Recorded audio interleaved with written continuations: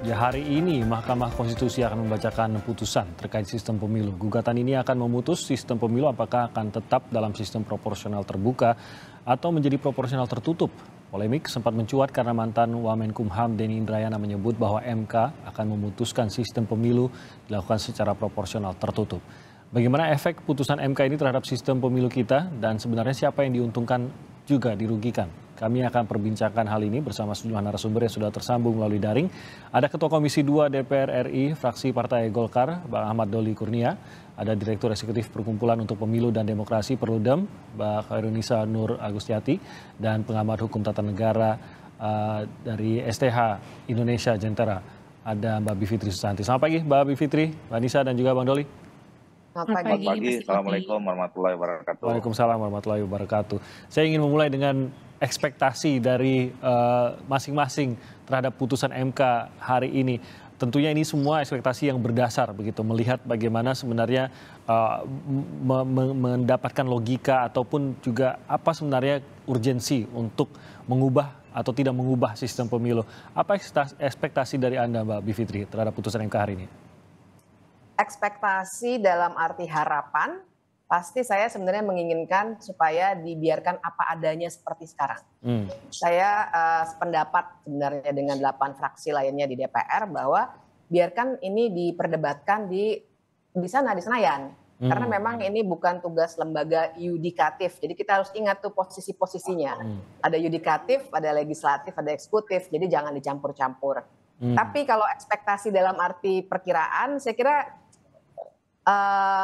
ya ini masih 50-50 ya, karena gelagatnya agak banyak sih Mas Timothy. Misalnya tadi pagi saya baru lihat ngopi-ngopi ya antara Ketua MK dengan Pak Jokowi. Walaupun kemarin memang kita bersaudara ya, kakak ipar ya, tapi saya kira itu saja seharusnya tidak dipertunjukkan di hadapan publik.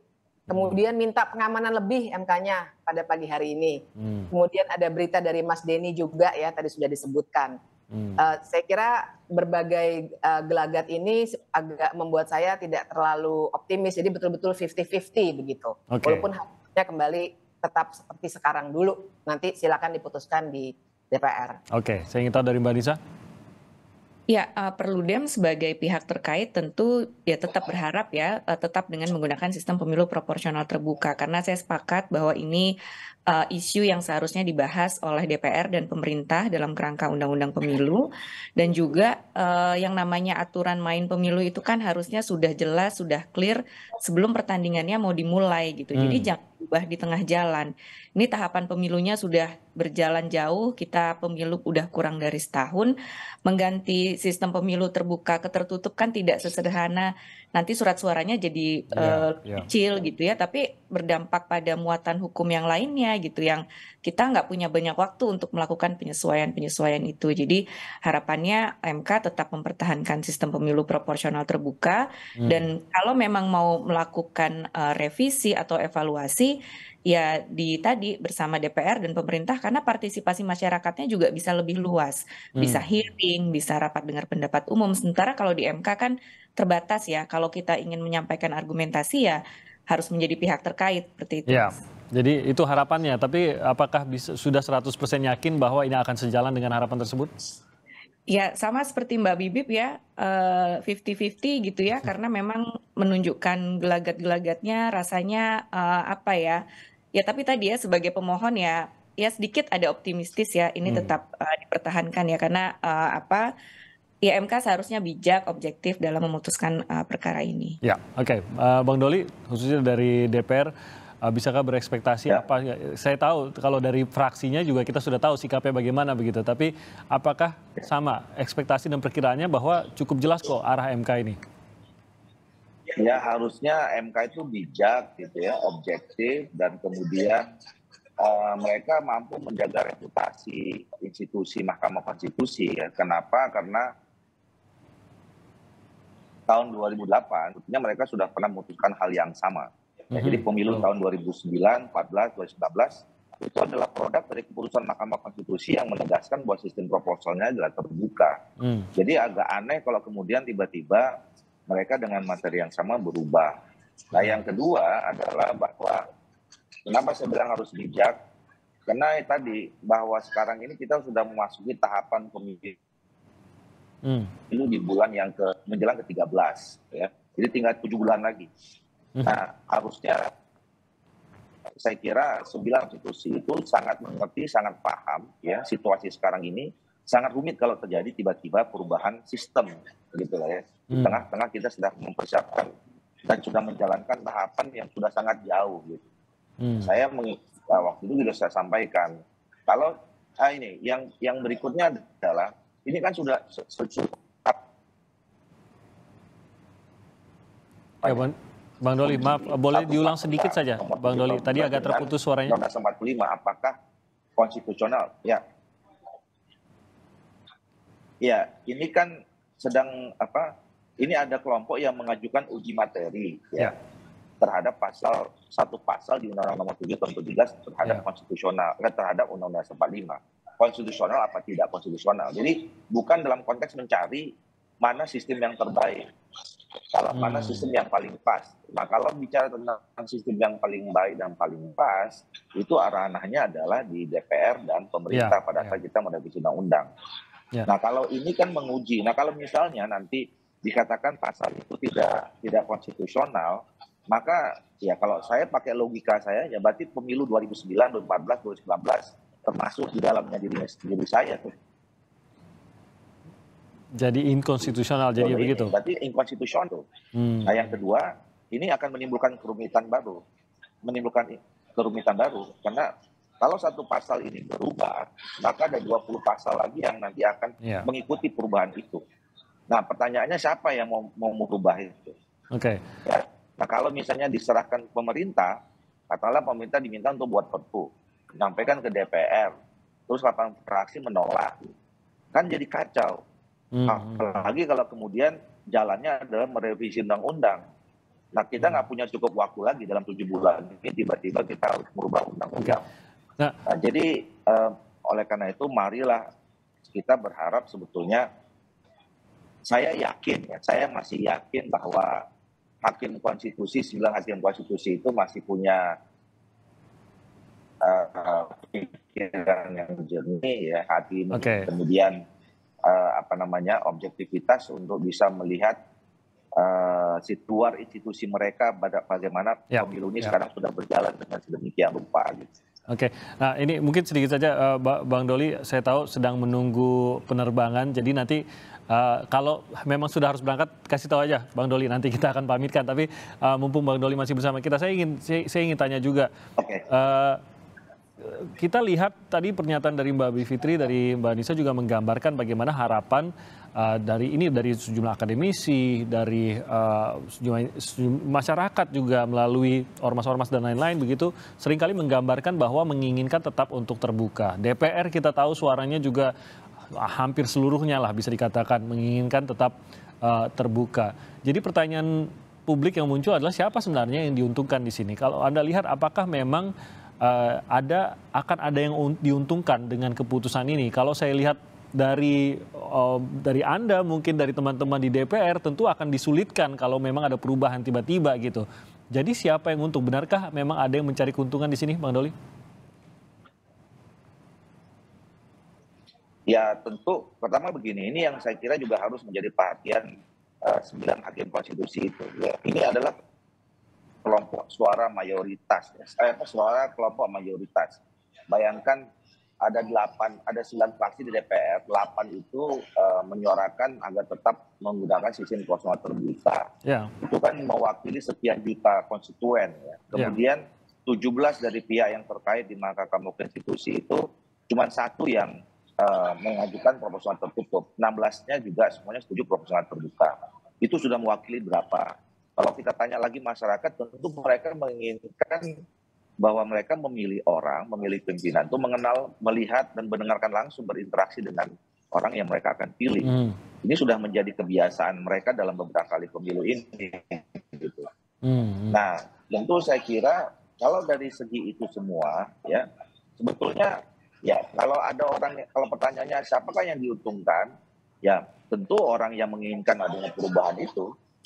Nah, tapi saya kira juga tidak sepenuhnya benar ya. Katakanlah misalnya teman-teman PDI Perjuangan itu ya, Mereka juga akan akan mengerjakan sesuatu yang pekerjaan tambahan juga. Kalau misalnya tiba-tiba jadi tertutup gitu ya, mereka kan akan bongkar lagi semua itu nama-nama yang sudah dicalonkan ke KPU itu kan bubar jalan gitu ya.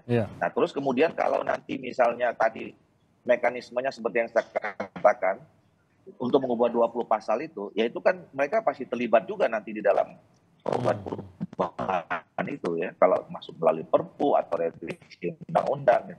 Jadi sebetulnya kalaupun ada orang yang diuntungkan, sangat kecil sekali orang yang diuntungkan kalau perubahan itu dilakukan sekarang. Lebih banyak orang yang akan susah, ya akan rumit, akan menghadapi situasi yang kompleks kalau terjadi perubahan pada saat ini. Dari Mbak Nisa, Anda sendiri melihat adakah mungkin sisi yang diuntungkan sepihak dari keputusan kalau memang diputuskan tertutup ini? Ya, setiap variabel sistem pemilu tentu memang akan memberikan keuntungan atau kerugian pada peserta pemilunya, Mas. Mau terbuka, mau tertutup, tentu ada yang diuntungkan, ada yang dirugikan, termasuk variabel sistem pemilu yang lain.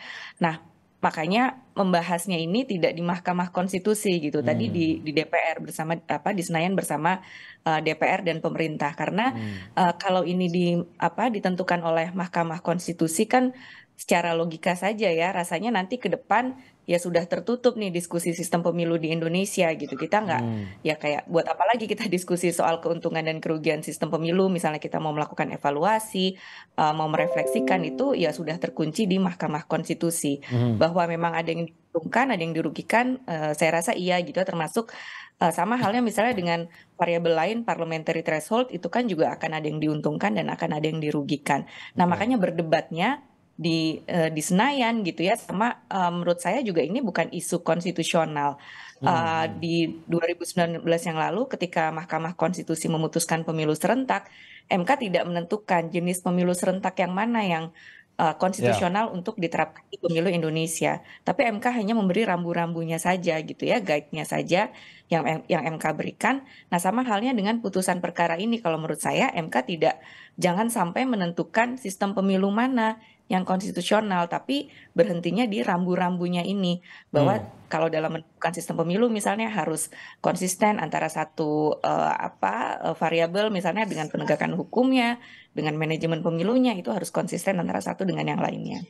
Nah mungkin sama ke Mbak Bivitri mengenai apakah terlihat ada yang menguntungkan, tapi mungkin saya tambahkan satu faktor, yaitu waktu dan momentumnya gitu Mbak Bivitri. Apakah waktu dan momentum ini yang menentukan siapa sebenarnya diuntungkan di sini? Betul, jadi memang persoalannya sekarang adalah waktunya kalau bicara siapa yang diuntungkan. Karena menurut saya kalau diputus pada hari ini, menurut saya malah tidak ada yang diuntungkan sebenarnya. Semua akan rugi.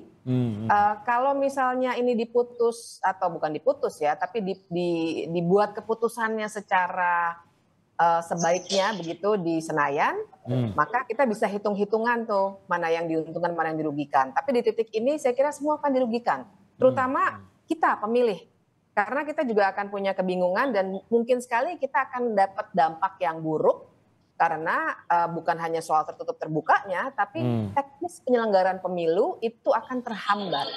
Dan barangkali juga ada persoalan anggaran nanti dan lain sebagainya yang akan membuat banyak potensi konflik. Dan akhirnya kita yang akan rugi. Saya tidak melihat di titik ini ada yang diuntungkan sebenarnya. Mbak Doli, ini kalau kita lihat tadi dalam perbincangan, tadi juga diungkapkan Mbak Bivitri bahwa tampaknya kalau lihat momentumnya juga nggak ada yang untung di sini. Semua direpotkan, terutama mereka yang akan maju di 2024 nanti. Tapi kalau melihat isu di publiknya, ini seakan-akan menjadi sesuatu yang memunculkan kubu-kubu dukungan begitu, dan sehingga akhirnya adalah paling tidak dampak politisnya yang dicoba dijadikan keuntungan oleh pihak-pihak tertentu ya, karena adanya sisi yang benar dan sisi yang salah. Benar salahnya tergantung siapa yang berbicara dan berada di kubu mana begitu, Bang Doli. Anda sendiri melihat apakah ini menjadi sesuatu yang sangat-sangat politis dibandingkan dengan hukum isu ini? Oh iya, jadi tadi seperti yang saya katakan, kalaupun pertanyaannya siapa yang diuntungkan, sangat kecil sekali yang siapa yang diuntungkan gitu. Ya mungkin cuma elit tertentu saja. Elit gini, ada asumsi atau hipotesa lah kira-kira begitu ya, yang mengatakan bahwa sistem tertutup itu yang diuntungkan adalah partai yang sedang berkuasa, kira-kira begitu ya. Nah, cuman persoalannya kan ternyata kalaupun dalam teknisnya di tengah tadi, kalau misalnya bicara diuntungkan atau tidak diuntungkan, itu akan bisa terlihat pada saat kita membahas undang-undang itu pada tempatnya. Ya. Perubahan sistem itu pada tempatnya, di mana pada saat pembahasan revisi undang-undang di DPR bersama dengan pemerintah. Nah, tapi kalau dalam situasi yang seperti perjalanan di tengah-tengah tahapan begini ya, itu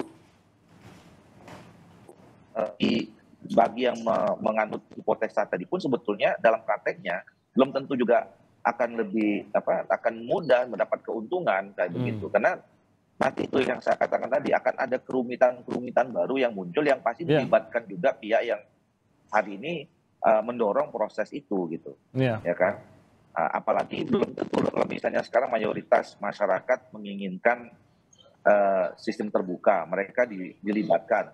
Jadi selama ini mereka merasa bahwa mereka yang paling berdaulat kemudian dalam tanda petik dirampas oleh partai politik, ya pasti kan juga mereka akan menilai siapa elit yang kemudian ingin mengambil hak-hak mereka itu gitu. Makanya saya setuju tadi, mungkin dalam situasi yang seperti ini ya sangat sekecil sekali orang yang bisa mengambil keuntungan dari perubahan ini. Jadi dan memang bisa dinilai, akhirnya masyarakat dinilai ya ini sangat politis, ya upaya ini sangat politis, apalagi kalau mereka sampai merasa bahwa ada upaya ingin mengambil hak yang mereka. Oke, baik, Bang Doli, terima kasih banyak sudah bergabung bersama kami pada pagi hari ini. Selamat melanjutkan aktivitasnya dan penerbangannya pada hari ini. Saya lanjutkan dengan Mbak Bivitri dan juga Mbak Nisa. Kalau saya lihat Mbak Nisa, sayang sekali begitu sebuah perhelatan yang besar, kita tahu ini juga sebuah perhelatan yang sangat penting bagi negara kita gitu. Kalau memang ujung-ujungnya hanya dipelintir menjadi sesuatu yang politis begitu. Apakah Anda melihat tampaknya ujung-ujungnya memang begitu, apapun keputusan MK nanti, dan bisa saja MK memutuskan untuk tetap pada posisi terbuka, itu pun akan dipergunakan, akan dinarasikan oleh pihak-pihak tertentu untuk mencoba ya paling tidak memunculkan nama partai atau apapun di belakang mereka begitu, Mbak Nisa. Ya, potensi itu memang ada ya Mas, apalagi ini kan tahapan pemilunya sudah berjalan gitu ya. Yang namanya partai politik peserta pemilu tentu ya tadi dengan cara apapun ingin meraih dukungan masyarakat gitu ya. Ya tadi misalnya dengan mempolitisasi permohonan ini. Tapi kemudian kan dalam konteks perubahan sistem pemilu ini, dalam konteks undang-undang pemilu sebetulnya kan para baik seluruh fraksi yang ada di DPR termasuk juga pemerintah di tahun 2021 yang lalu kan bersepakat undang-undang pemilunya tidak diubah. Supaya apa? Supaya ada keajekan, supaya kan dikatakan ini undang-undang pemilunya baru dipakai sekali nih tahun 2019. Masa mau diganti gitu ya. Nah, artinya kalau di 2021 yang lalu mereka bersepakat undang-undang pemilunya tidak diubah, harusnya kan sudah aware sejak awal soal aturan main ini gitu. Jadi mengubah sistem pemilu di tengah jalan ini rasanya kok nggak konsisten gitu dengan apa yang kemudian diputuskan pada waktu itu nggak mau revisi undang-undang pemilu. Nah, hari ini gitu ya, tadi tahapan pemilunya sudah berjalan, pencalonan sudah dilakukan gitu ya, partai-partai sudah mendaftarkan calonnya. Nah, kalau ini berubah banyak sekali gitu ya, dari catatan kami setidaknya ada 26 materi muatan yang bisa berubah juga gitu.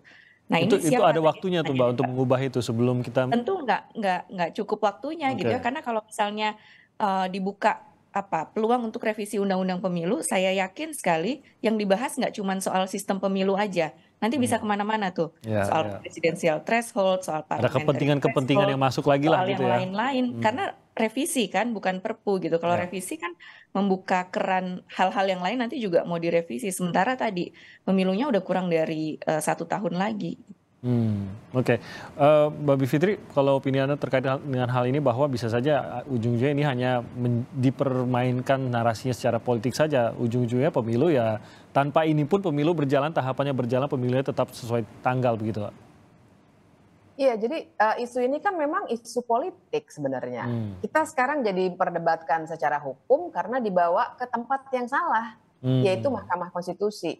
Jadi bahwa sekarang diperbincangkan secara politik, tentu saja pada akhirnya kita harus begitu. Bahkan kita juga dengar DPR sempat mengancam Mahkamah Konstitusi kalau sampai tidak setuju dengan pandangan 8 fraksi, nanti kami ubah loh undang-undang Mahkamah Konstitusinya. Itu dikarenakan kalau ada istilah itu politicization of the judiciary, kebalikan dari judicialization of politics gitu. Jadi sesuatu yang sifatnya sangat politis tapi dibawa ke ranah hukum yudikatif.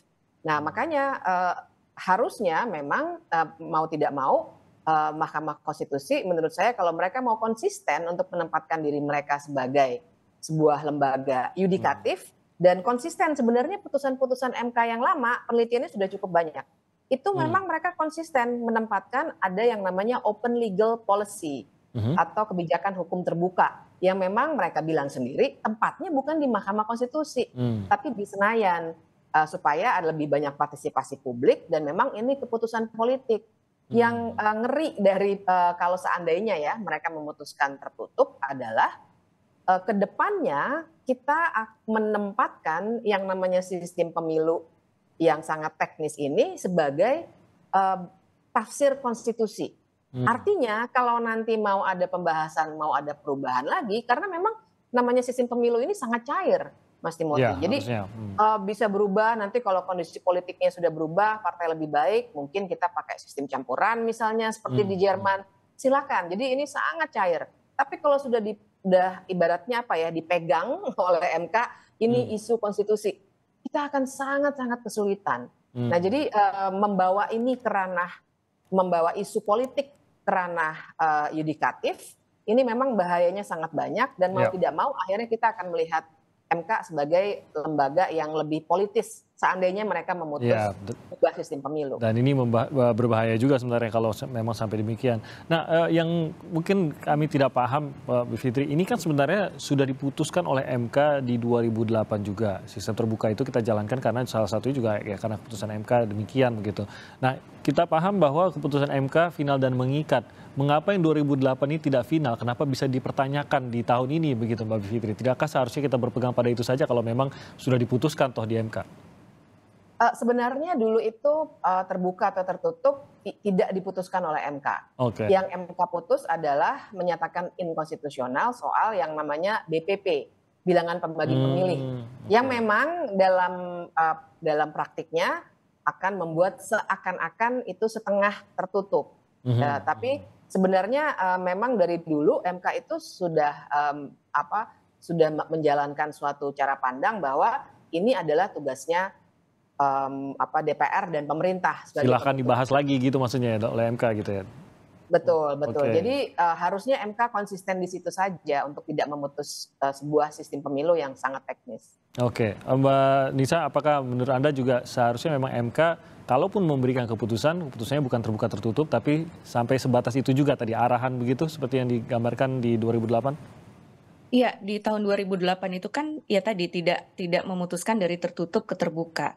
Tapi pada waktu itu kan disebutnya kita menggunakan sistem pemilu proporsional terbuka, tapi penentuan caleg terpilihnya bukan berdasarkan suara terbanyak gitu ya. Jadi ada tidak konsisten di situ karena tadi yang disampaikan Mbak Bivitri adalah penentuan calon terpilihnya berdasarkan BPP tadi. Jadi caleg itu harus memenuhi threshold dulu baru dia bisa terpilih gitu. Jadi bukan berdasarkan suara terbanyak.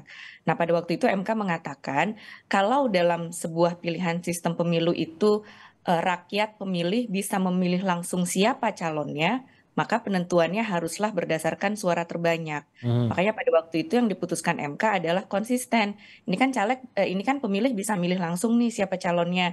Ya penentuannya ya berdasarkan suara terbanyak. Makanya ini yang kemudian disebut orang 2009 kita berubah dari semi proporsional terbuka gitu ya terbatas ke proporsional terbuka murni. Nah, jadi itu yang diluruskan oleh Mahkamah Konstitusi. Nah, di perkara hari ini itu kan mengubah sistemnya dari sistem pemilu tertutup ke terbuka. Yang saya sepakat dengan Mbak Bivitri ini bukan isu konstitusional gitu. Ini ya tadi sangat cair sekali Dan negara-negara lain pun juga memang ada yang mengubah sistem pemilunya gitu ya, dari sistem pemilu yang satu ke yang lain gitu. Tapi tadi berdasarkan pembahasannya oleh pembuat undang-undangnya gitu ya, DPR dan pemerintah, tidak dilakukan di lembaga yudikatif dan tidak dilakukan di tengah tahapan pemilu. Dengan Oke. tahapan pemilunya sudah berjalan sehingga seolah-olah nggak pasti nih 2024 nih pakai sistem pemilu yang mana. Padahal di Hmm. undang-undang sampai hari ini sistem pemilu proporsional terbuka gitu ya. Ini jadi pemilih peserta pemilu nih masih galau gitu. Tadi misalnya Hmm. seperti Pak Doli katakan, nanti kalau berubah lagi susunan daftar calonnya Ya. gitu ya. Kan yang namanya tahapan pemilu itu harus predictable prosedurnya harus fix, harus bisa diprediksi gitu ya, mulai dari awal sampai nanti tahapan penentuan calon terpilihnya itu ya harus bisa sudah diprediksi sebelum aturan mainnya dimulai. Nah makanya Oke. ini menurut saya ya harus menjadi pertimbangannya mahkamah gitu. Nah, ini kalau kita lihat diskusi yang berlangsung di masyarakat, seakan-akan sudah tercipta antara apa yang baik dan apa yang buruk begitu. Ada kubu yang benar-benar mengharamkan sama sekali proporsional tertutup. Sementara kita tahu tidak sesederhana itu juga. Ada juga yang campuran, hybrid dan lain-lain. Tidak semudah hitam dan putih gitu. Nah, apakah Anda setuju bahwa ini bukan masalah terbuka tertutup, bukan yang satu halal satu haram, tapi lebih kepada banyak faktor seperti waktu, tempat pembahasannya, apakah benar di MK dan lain-lain, begitu? Apakah ini haram, halal, atau sebenarnya banyak faktor tidak ada yang diharamkan, Mbak Nisa? Iya, saya sepakat Mas bahwa tidak hitam putih gitu ya, karena kalau misalnya kita mengatakan sistem pemilu proporsional tertutup itu misalnya kita katakan tadi tidak demokratis sama sekali, Hmm, artinya hmm. negara-negara yang menggunakan sistem pemilu proporsional tertutup, apakah kita mau mengatakan negara yang lain itu Tidak tidak demokratis demokratis? gitu. Tapi kan ada faktornya, faktor sosial, politik, tadi waktu, termasuk juga faktor kondisi partai politik kita hari ini gitu. Hmm, Kondisi partai politik kita hari ini kan dinilai cukup elitis gitu ya, berjarak dengan masyarakat. Nah, dengan sistem pemilu proporsional terbuka kan setidaknya kita sebagai pemilih masih punya daya nih hmm, untuk memilih sendiri siapa calonnya. Nah, sementara dengan sistem proporsional tertutup yaitu disusun oleh partai politik gitu ya. Kita tahu kondisi partai politik kita hari ini secara demokrasi internal juga belum berjalan secara maksimal. Kita belum punya mekanisme pencalonan tuh seperti apa sih? Undang-undang Pemilu mengatakan pencalonan dilakukan secara demokratis dan terbuka. hmm. Tapi kan nggak ada indikatornya. Kembali ke masing-masing ADART partai politik yang kita Ya, gelap tuh. Pemilih publik nggak tahu nih siapa yang ditempatkan nomor urut ya. 1, kenapa dia di nomor urut 1, kenapa dia di nomor urut 10, yaitu kuasanya partai gitu. Nah, Hmm, kondisi hari ini menurut saya yang membuat ya kita belum nih kalau kemudian ya diserahkan semuanya kepada partai politik hmm. ya semakin menjauhkan gitu ya, Belum ideal semakin ya. menjauhkan publik. Sementara dengan sistem pemilu proporsional terbuka setidaknya caleg itu partai itu dipaksa untuk ya walaupun turun ke Hmm, masyarakatnya saat kampanye saja ya, tapi setidaknya mereka turun gitu loh. hmm. Saat di kampanye ya caleg-calegnya turun menemui masyarakat yang mungkin saya asumsikan kalau sistem proporsional tertutup peluang itu jadi menjadi lebih kecil gitu. Ya, oke, Mbak Bivitri, opini Anda terkait hal ini, apakah hitam putihnya itu tergantung siapa yang ngecat gitu? Bukan sebenarnya benar-benar hitam putih, tapi memang sudah digambarkan yang satu ini hitam gitu, yang satu ini putih. Iya, jadi faktor yang harus kita lihat memang salah satunya adalah situasi konteks kita sendiri. Hmm, Jadi di seluruh dunia ini tidak ada template-nya. ya. Kita harus pakai sistem mana begitu ya. Nah, dalam kondisi seperti di Indonesia sekarang, kita kan juga punya istilahnya itu kartel politik. Jadi Hmm, sama kayak kalau dagang tuh bisa ada kartel ya. Jadi kolusi di antara para pedagang itu konsumen dirugikan. Nah, sebenarnya kan hmm, dalam dunia politik kita sekarang ada kartel partai politik. ya. Jadi terjadi kong kali kong di antara mereka sendiri dengan pemerintah juga. Paling tidak, tapi dengan sistem yang sekarang kita buka salurannya. Kita Hmm, jadi tahu, oh si X ini layak dipilih lagi atau tidak. hmm, Nah, bayangkan kalau seandainya menjadi tertutup, ditentukan sendiri oleh hmm, elit partai politik, kita nggak ada kontrol sama sekali ya. siapa yang akan ada di situ.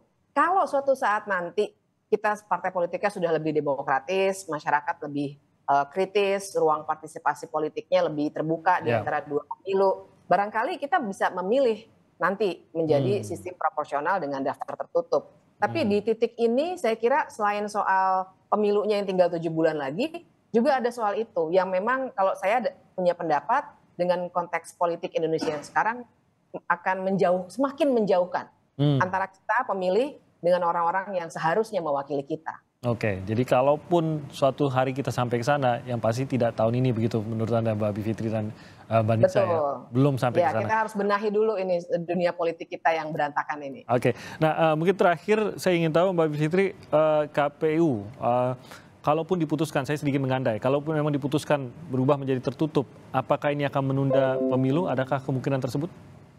Kemungkinan itu selalu ada. Mas Timothy, jadi yang saya agak agak khawatir ya pada hari ini adalah kita tahu belakangan ini MK memang sedang menjadi institusi yang terlalu politis. Putusan terakhir mengenai perpanjangan masa jabatan pimpinan KPK itu saja banyak sekali kritiknya, dan ingat bahwa ada sesuatu yang tidak diminta oleh pemohon, yaitu soal Dewan Pengawas, itu masuk dalam pertimbangan hukum yang memang harus dijalankan juga. Nah, saya punya kekhawatiran ada beberapa kemungkinan putusannya seperti apa. Nah, termasuk salah satunya apabila ternyata dibuka peluang untuk melakukan penundaan pemilu karena barangkali dengan alasan yang terdengar legal begitu ya, bahwa memang butuh waktu bagi KPU untuk menyiapkan perubahan sistem. Oke. Kita belum bisa prediksi itu, tapi melihat bagaimana MK ini sekarang begitu banyak melakukan pertimbangan politis dalam putusannya, hal itu sangat bisa terjadi. Oke, ada antisipasi Mbak Nisa terhadap kemungkinan ini? Ya, ya ini salah satu kekhawatiran ya Mas, lewat perkara ini gitu ya, kekhawatiran untuk menunda pemilu karena isu penundaan pemilu ini kan naik turun ya, nanti ada, nanti hilang, nanti ada lagi gitu ya. Apalagi kalau kemudian diputuskan tertutup dan 8 fraksi yang ada di DPR menyatakan ya udah kita nggak mau nih ikut pemilu kalau diputuskan secara tertutup gitu ya, misalnya menarik diri gitu, ya kita jadi chaos kan, apalagi tadi KPU-nya gimana mereka mau menyelenggarakan tahapan pemilu kalau kan tadi ini turunannya tuh 26 aturan. Itu jadi tidak jelas kan, tidak ada kepastian hukumnya. Mereka bagaimana nih? Sementara pegangan mereka dalam menyelenggarakan pemilu kan adalah undang-undang pemilu. Nah, kalau bertabrakan antara satu pasal dengan pasal yang lainnya gitu ya, harus ada yang berubah. Tapi tadi mau revisi waktunya nggak cukup, mau perpu nanti khawatirnya ditolak sama DPR. Kemungkinan tadi itu menjadi kekhawatiran kita bersama gitu, makanya tadi ya harapannya betul-betul mahkamah bisa objektif gitu ya dalam memutuskan perkara ini. Oke, kita akan nantikan bagaimana keputusan dari Mahkamah Konstitusi yang akan dibacakan pada hari ini. Terima kasih banyak atas waktunya Mbak Nisa dari Perludem dan juga Mbak Bivitri, terima kasih atas waktunya bersama kami pada pagi hari ini. Dan juga tadi ada Bang Ahmad Doli Kurnia yang juga sempat bergabung bersama kita. Selamat pagi, salam sehat untuk Anda semua. Selamat pagi.